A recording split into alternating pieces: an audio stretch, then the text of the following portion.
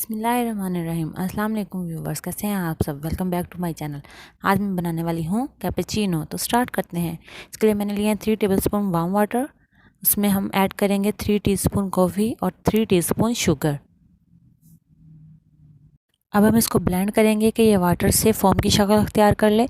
इसको हम विस्क के ज़रिए भी ब्लेंड कर सकते हैं, बीटर के ज़रिए भी ब्लेंड कर सकते हैं। और मेरे पास एक मिक्सचर है, मैं उससे इसको ब्लेंड करूँगी अच्छे से कि ये फोम की सूरत अख्तियार कर लेगा।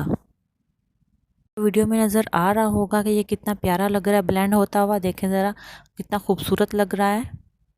नए आने वाले दोस्तों से गुजारिश है कि प्लीज़ मेरे चैनल को सब्सक्राइब कर लें, मेरी वीडियो को लाइक और शेयर करें, बेल आइकन प्रेस करके ऑल नोटिफिकेशन ऑन कर लें। Thank you so much. इतनी प्यारी कैपुचिनो बन रही है, यहाँ पर लाइक तो दे दें और सब्सक्राइब भी कर दें।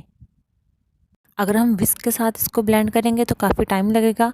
अगर हम ब्लेंडर के साथ या मिक्सर के साथ इसको ब्लेंड करेंगे तो वो थोड़े से ही टाइम में ब्लेंड होकर फोम की शक्ल अख्तियार कर लेगी।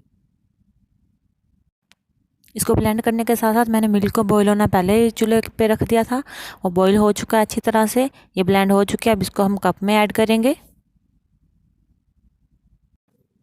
कैपुचिनो बनाने के लिए जो फोम हमने तैयार किया है उसको एस्प्रेसो भी कहते हैं। अब मैं कप में जितनी मुझे चाहिए होगी वो मैं एस्प्रेसो ले लूँगी।